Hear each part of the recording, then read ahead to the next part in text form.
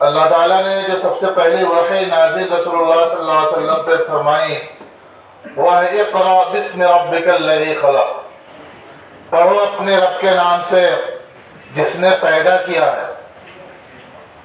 تو اللہ نے بہت ساری دنیا میں مخلوقات پیدا کی ہے، ان تمام کے بارے میں پڑھنا، معلومات حاصل کرنا اس آیت کے روح سے حکم دیا جا رہا ہے۔ وہ علوم سماجیات سے تعلق رکھتے ہوں، نباتات سے ہو، جمادات سے ہو، حیوانات سے ہو، وہ تمام کے تمام اس میں شامل ہیں، اور اس کے بارے میں پڑھنا، اس پہ غور و فکر کرنا، اس کا ہمیں یہ حکم دیا جا رہا ہے۔ تو ان تمام کو حاصل کرنے کے لیے اس کے کچھ آداب اور اصول ہیں۔ ہر کام کے کچھ آداب ہوتے ہیں، جب وہ کام ان آداب کی رعایت کرتے ہوئے کیا جاتا ہے تو پائے تکمیل کو پہنچتا ہے۔ ایک معمولی سے معمولی دنیاوی کسی بھی کام کرنے کے رولز بنائے گئے، اگر اسی رولز کو فالو کر کے آدمی کام کرتا ہے تو اس کام کو بہتر طریقے سے انجام دیتا ہے اور کام اپنے پائے تکمیل کو پہنچتا ہے۔ اسے بے احتیاطی برتی جاتی ہے کہ رولز کو فالو نہیں کیے جاتے، اپنی مرضی کے مطابق کیا جاتا ہے تو کام پائے تکمیل کو نہیں پہنچتا، اس سے جو فائدہ حاصل ہونا چاہیے وہ فائدہ حاصل نہیں ہوتا۔ بہت سارے بچوں کی شکایت رہتی ہے کہ میں یاد کرتا ہوں اور بھول جاتا ہوں۔ تو میں آپ کو چیزیں آج بتاؤں گا کہ جس کے ذریعے سے آپ جو چیزیں یاد کرتے ہو محفوظ رہیں گی، آپ بھولیں گے نہیں۔ یہ شکایت رہتی ہے نا، یاد کرے اور بھول گئے، خصوصاً ایگزام کے وقت میں، زمانے میں امتحان کے وقت میں بہت محنت کرنی پڑتی ہے۔ تو ایسا کون سا طریقہ ہے جس کو اختیار ہم کریں گے تو یاد کی ہوئی چیز باقی رہیں گی، بھولیں گے نہیں۔ سب سے چند اسباب ہیں، ان تمام چیزوں کی رعایت کرنا ضروری ہے۔ یہ ہے کہ والجد والمواظبہ، اللہ نے ہمیں ذہانت جتنی بھی دی ہے اس پر ہم چاہے محنت کریں پابندی کے ساتھ۔ جو چیز پابندی کے ساتھ کی جاتی ہے، پابندی سے اس کا اثر اس پہ ظاہر ہوتا ہے۔ ہر چیز کے اندر اس کے فوائد حاصل کرنے کے لیے پابندی ضروری ہے، وہ تھوڑا ہی کیوں نہ ہو۔ مثال یوں سے سمجھیے کہ جیسے ایک پانی کا قطرہ ایک پتھر، سخت پتھر کے اوپر ٹپکتے رہتا ہے مسلسل، تو اس پتھر پہ نشان چھوڑ دیتا ہے، وہاں نشان پڑ جاتا پتھر پہ۔ اگر وہی کوئی 10 ٹینکر ایک ساتھ لا کے رکھ دے، اس پتھر پہ پانی ڈال دے بیک وقت ایک ہی دن میں، تو اس پہ کوئی نشان اس پہ ظاہر نہیں ہوگا۔ رسول اللہ صلی اللہ علیہ وسلم کا ارشاد ہے کہ احب الاعمال الی اللہ ادومها وان قل، کہ اللہ کے نزدیک سب سے زیادہ پسندیدہ عمل وہ ہے جو پابندی سے کیا جاتا ہو، چاہے وہ کم کیوں نہ ہو۔ اللہ کو بھی عمل مقبول ہے، تو ہمارے لیے ضروری ہے کہ پابندی ہو، ناغہ بالکل نہ ہو۔ ایک دن کا سبق کا ناغہ 40 دن تک اس کی نحوست باقی رہتی ہے۔ استاد کا پڑھایا ہوا سبق اور خود سے پڑھے ہوئے سبق میں بہت زیادہ فرق ہوتا ہے۔ جو سبق استاد پڑھاتا ہے اگر اس کو ہم پابندی سے سنتے ہیں اور اس کو یاد کرتے ہیں، اور وہ سبق جس کو استاد نے نہیں پڑھا ہے لیکن ہم خود سمجھنے کی کوشش کی ہے، اس کا اثر آپ خود دیکھ سکتے ہیں کہ اس طرح سمجھ میں نہیں آتا جس طرح وہ سمجھ میں آنا چاہیے۔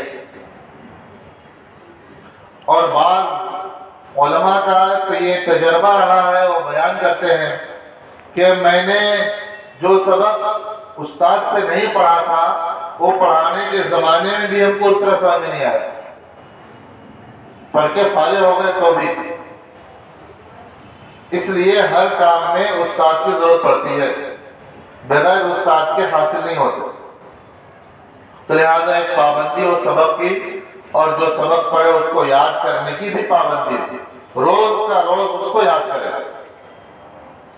اسی طرح تقلیل الغذا، یعنی کھانے پینے میں بہت زیادہ اس کا اہتمام نہ کریں کہ اتنا زیادہ کھا رہے ہیں کہ نیند آنے لگ رہی ہے، سو جا رہے ہیں، بلکہ تقلیل الغذا کا مطلب ہوتا ہے کہ کھانا کم کھایا جائے،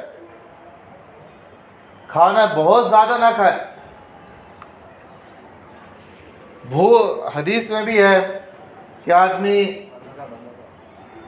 بند ہو گیا، پہلے جیسا تھا اس کو کرو اسے۔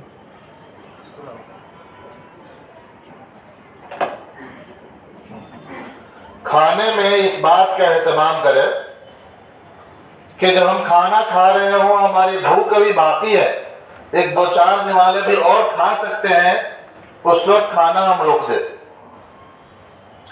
پورا اندر گردن تک پورا اتنا کھائے کہ ڈکار آنے لگے، اچھا لذیذ کھانا ہے اور پورا ڈکار آئے تک کھا رہے ہیں، جتنی گنجائش ہے پورا فل کر دے رہے۔ تو اس سے کیا ہے، انسان کا جو ذہن ہے کام بہت کم کرتا ہے۔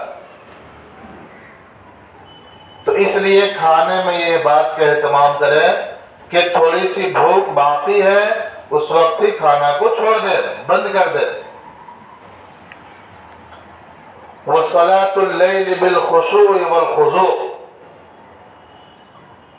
نماز کی پابندی کرے، جو فرائض ہیں، جو 5 وقت کی نمازیں ہیں وہ تو پڑھنا ہی ہے، اس کو چھوڑنا تو بالکل نہیں ہے، لیکن اس کے علاوہ نفل جو نمازیں ہیں، خصوصاً رات کے وقت تنہائی میں، اس کا اہتمام کرے، اللہ کے سامنے کھڑے ہو، اپنا حوصاری کرے، اور ہمیں جو مشکلات ہو اللہ کے سامنے پیش کرے۔ اللہ تعالیٰ ہی اسباب پیدا کرنے والا ہے، اس نے ہمیں پیدا کیا ہے، ہماری ضرورتیں پوری کر رہا ہے، تو ہمارے زندگی میں جو مشکلات ہیں اس کو بھی وہی حل کرے گا۔ اس لیے اس کے سامنے کھڑے ہو، صلاۃ اللیل، خشوع اور خضوع، اس بات کا اہتمام ہونا چاہیے۔ خشوع اور خضوع مطلب ہمارے نماز پڑھنے فروتنی ہو، عاجزی ہو، اور ہمارا ذہن و دماغ اللہ کی طرف ہو۔ ہم نماز میں بھی کھڑے ہیں، ہمارا دل و دماغ دنیا میں لگا ہوا ہے، ہم دوسرے کاموں کے بارے میں سوچ رہے ہیں، تو یہ مطلوب نہیں ہے۔ مطلوب یہ ہے کہ جب اللہ کے سامنے کھڑے ہو تو ہمارے دل و دماغ بھی اس کی طرف متوجہ ہو۔ اسی طرح روزانہ تلاوت قرآن کا اہتمام کریں۔ جس طرح گناہوں یہ لوہے میں زنگ لگتے ہیں تو اس کو زنگ دور کرنے کے لیے لوہار کی بھٹی میں اس کو تپایا جاتا ہے، اس کو گرم کیا جاتا ہے، پھر اس کے زنگ کو دور کیا جاتا ہے۔ اسی طرح گناہوں کی وجہ سے انسان کے دلوں پر بھی زنگ لگ جاتا ہے، اس زنگ کو دور کرنے کے لیے آپ صلی اللہ علیہ وسلم نے فرمایا کہ قراءۃ القرآن، تلاوت القرآن سیاقلہ، کہ سیقل کرنے والی چیز ہے تلاوت قرآن۔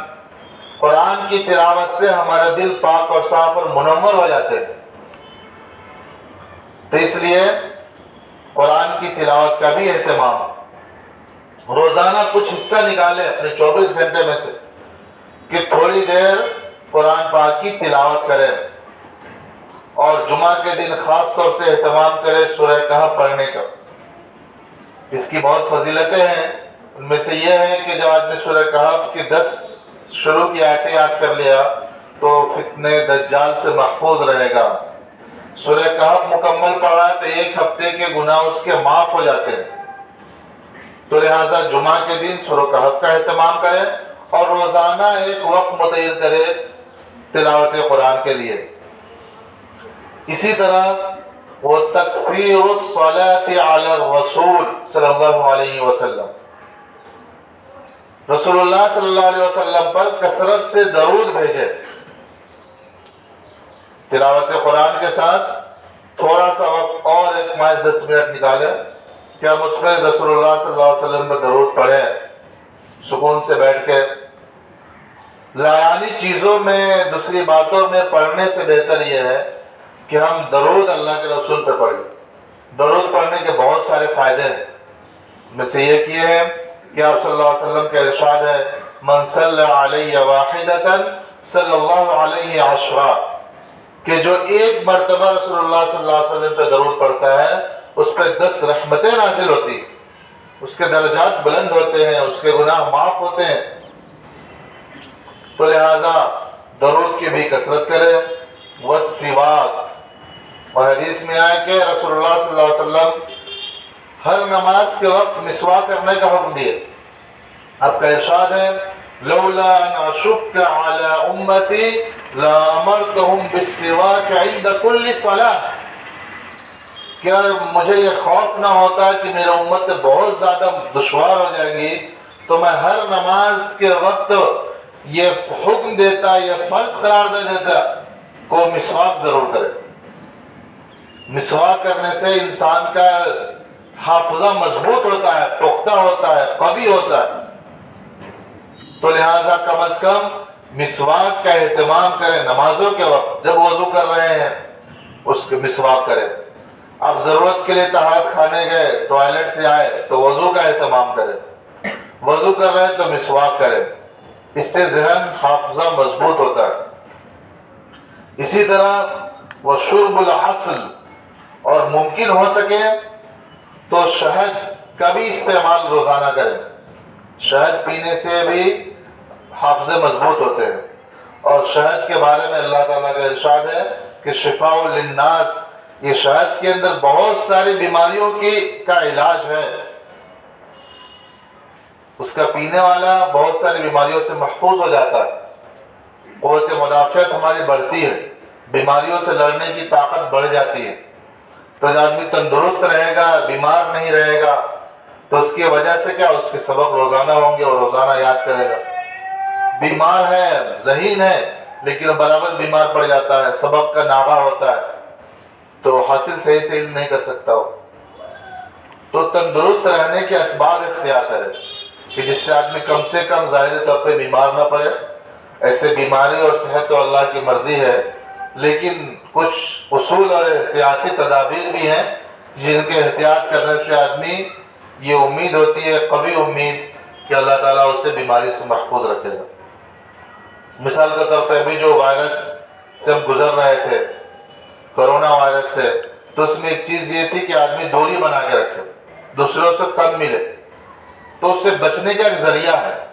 اسی طرح کیا ہے، دوسرے اسباب جو بتائے جا رہے ہیں کہ اس کے ذریعے سے دماغ ہمارا تیز ہوتا ہے، حافظہ مضبوط ہوتا ہے۔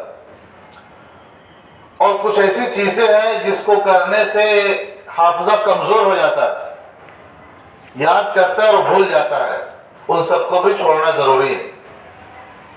انہی میں سے یہ کثرت الہموم والاحزان فی امور الدنیا، کہ آدمی برابر ٹینشن میں ہے، اس کے دل و دماغ پہ دنیا کی تمام چیزیں سوار ہیں، اس کی فکر، اس کے غم، اس کے مشکلات تمام کو اپنے سر پہ پالے ہوا ہے، گھر کے دوسری مصروفیت کو اپنے ذمہ لے لیا۔ پڑھائی کے لیے یکسو ہونا ضروری ہے، ہر چیز سے کٹ کر صرف اسی کے اوپر توجہ دے، دوسرے غم، پریشانی، مصیبتوں کو اپنے دلوں میں، اپنے دماغ میں جگہ نہ دے۔ اس سے بھی کیا ہوتا ہے، جب بہت زیادہ اسی کے بارے میں سوچ رہے ہیں تو پڑھائی سے توجہ ہٹ جاتی ہے۔ تو ایک یہ بھی چیزیں نسیان کا، آدمی یاد کرے اور بھول جائے۔ وَأَكْلُ التُّفَّاحِ الْحَامِضِ، اور فروٹس میں جو کچے پھل، خصوصاً سیب، کچا کھٹا سیب کھانے سے بھی حافظہ کمزور ہوتا ہے، انسان کے بھولنے کی عادت پیدا ہوتی ہے۔ وَقِرَاءَةُ اللَّوْحِ الْقُبُورِ، اور جو قبرستان سے کبھی گزر رہے ہو تو آج کل دیکھیں ہر قبر کے اوپر کچھ تختی لگائی جاتی ہے، کچھ لکھا ہوا رہتا ہے، تو اس کو بھی پڑھنے سے، اس کو زیادہ دیکھنے سے بھی انسان کے اندر نسیان کی چیزیں پیدا ہوتی ہیں۔ نسیان کہتے ہیں بھولنے کی صفت، اور والمعاصی، یہ سب سے زیادہ اہم فیکٹر ہے انسان کے حافظے کو کمزور کرنے میں اور بھولنے کی صلاحیت کو پیدا کرنے میں۔ گناہ، اللہ کی نافرمانی، جو اللہ کی نافرمانی کرتا ہے، گناہ کرتا ہے، نظروں کی حفاظت نہیں کرتا، تو یاد کرتا ہے اور بھول جاتا ہے۔ اب ہم سوچیں، غور کریں کہ صبح سے شام تک، صبح اٹھے اور سونے تک ہم کتنے گناہ کرتے ہیں، ہم سے کتنی اللہ کی نافرمانیاں ہوتی ہیں، کتنے ہم ہنسی مذاق میں کسی کے دل دکھا دیتے ہیں، ہنسی مذاق میں ہم کیسے ایسے کام کرتے ہیں جس سے دوسروں کو نقصان پہنچتا ہے اور اس کے نقصان کا ہمیں احساس بھی نہیں ہوتا۔ اسی طرح کلاس کے اندر ہم پڑھ رہے ہیں اور کوئی بچہ کیا ڈسٹرب کرتا ہے، تو اس کی وجہ سے استاد اس کو سمجھانے میں، اس کو خاموش بٹھانے میں اور ماحول کو درست کرنے میں اس کا جو 2 منٹ جو وقت ضائع ہوتا ہے، وہ گویا اس کی وجہ سے تمام بچوں کا نقصان ہوا، کہ ان کے استاد کا جو پڑھا رہا تھا، استاد مثال کے طور پہ 40 منٹ کا ہے یا 1 گھنٹے کا، 1.5 گھنٹے کا جو پیریڈ ہے، اس میں کلاس کے سب بچوں کا برابر کا حق ہے جو اس سے فائدہ اٹھایا، لیکن آپ کی غلطی کی وجہ سے سب اس وقت کو ضائع کر دیے، سب کا ضیاع ہوا، نقصان ہوا۔ اور وقت کا نقصان دنیا کی تمام دولتوں سے سب سے بڑا نقصان ہے۔ فرمایا کہ وقت ایسی دولت ہے کہ جب وہ ضائع ہو گئی اس کو واپس نہیں لا سکتے۔ آپ کے کروڑوں روپے کا نقصان ہو گیا، امید ہے کہ اگر اللہ نے صحت دی ہے تو آپ وہ چیز حاصل کر سکتے ہیں، لیکن وقت ایک لمحہ جو گزر گیا وہ نہیں لا سکتے۔ اس کے بدلے آپ پوری دنیا کی دولت بھی خرچ کر دیں تو بھی واپس لانا ناممکن ہے۔